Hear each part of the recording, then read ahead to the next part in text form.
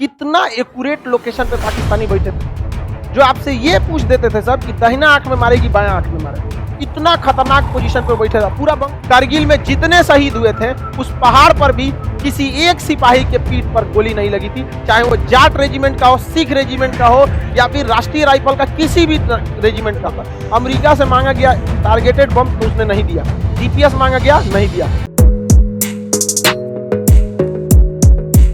ये सब देखिए, ये एरिया तो पीओके कहलाता है। हम लोग की भी लापरवाही है थोड़ा सा। पीओके के बाद यहां पर कारगिल है, ये रहा देखिए कारगिल। कितना दूर है कारगिल यहां से?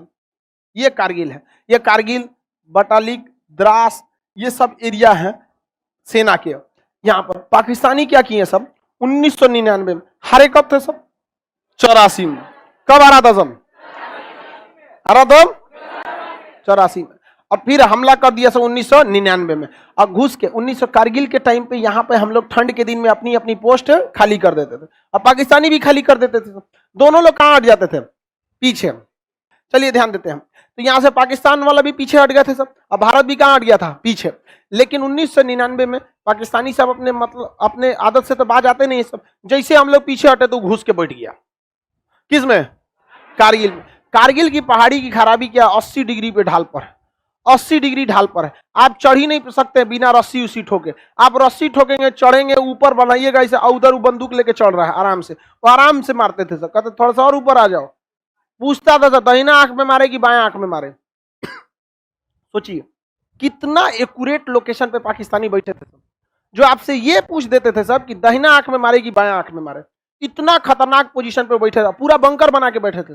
और भारत वालों को समझ में नहीं आया है कहां पे। अब बिहार रेजिमेंट गई थी, शहीद हो गई थी बिहार रेजिमेंट, पता ही नहीं चल पाया था कि कहां पे फौजी है यहाँ पर। लेकिन जो बिहार रेजिमेंट के सैनिक शहीद हुए थे उनकी छाती पे लगी गोली से ये समझ में आता था कि गोली आई किधर से है। तो हमेशा सोचिए, अपनी शहादत दे के अपने आने वाली पीढ़ियों के लिए भी आदमी, आने वाले पीछे जो बटालियन थे उसके लिए रास्ता तो बना के गया यहाँ पर।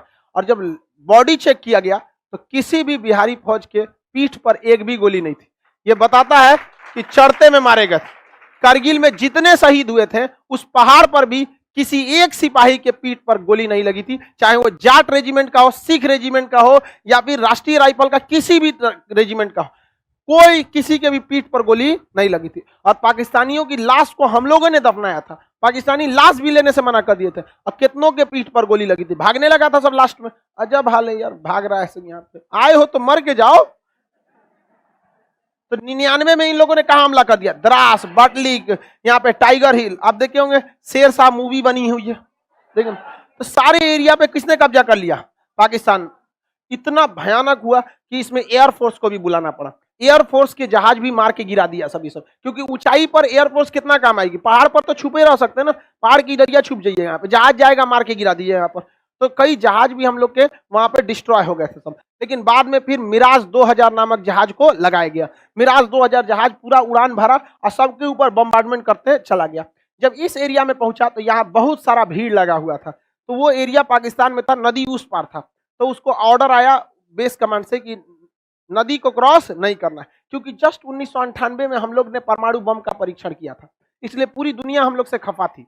और अगर हम लोग युद्ध को ज्यादा बढ़ाते ना तो पूरी दुनिया इसी का फायदा उठा लेती और भारतों को चौपट करा देती। तो अटल बिहारी वाजपेयी समझदार थे कि युद्ध को नॉर्मल निपटाओ, क्योंकि अभी माहौल ठीक नहीं है।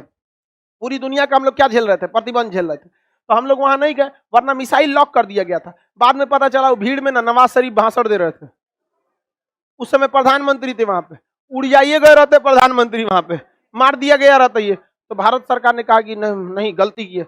अटल बिहारी वाजपेयी मारिए दिए रहते तो क्या करता कोई? क्या कर लेता कोई? सद्दाम हुसैन को अमेरिका मार दिया, क्या कोई कर लिया?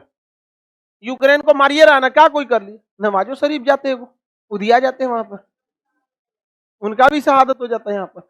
लेकिन वापस आ गया। और इन पहाड़ियों में पाकिस्तान वाले एकदम घुस के छुपे हुए थे सब। अब इसमें जो बम गिराया जा रहा था वो गिरता ही नहीं था एकदम लोकेशन पे, क्योंकि हवाएं इतनी तेज चल रही थी, बम को गिरा देता था। अमेरिका से मांगा गया टारगेटेड बम तो उसने नहीं दिया, जीपीएस मांगा गया नहीं दिया। इजराइल ने अपना बम दिया था कि आप जहाज में बैठिए और दूर से उस जहाज पे निशाना लॉक कर दीजिए। जैसे लॉक कर देंगे तो बमवा के अंदरवा रडार लगा रहा था, वो देख लेता था, हाँ इसी पे गिरना है, गिरा दीजिए। वो अपने गिर उड़ के ऊपर जाके गिर जाता था वहां पे। तो गाइडेड बम हमें किसने दिया था? किसने दिया था? इजराइल। इसलिए कभी भी इजराइल का हम लोग साथ देते हैं कि नहीं देते? पूरा साथ देते हैं। फिर भी हम लोग इंसानियत के नाम पर फिलिस्तीन का भी साथ देते हैं, क्योंकि फिलिस्तीन की जमीन किसने कब्जा किया? इजराइल। तो हम लोग ने दोनों का साथ देते हैं।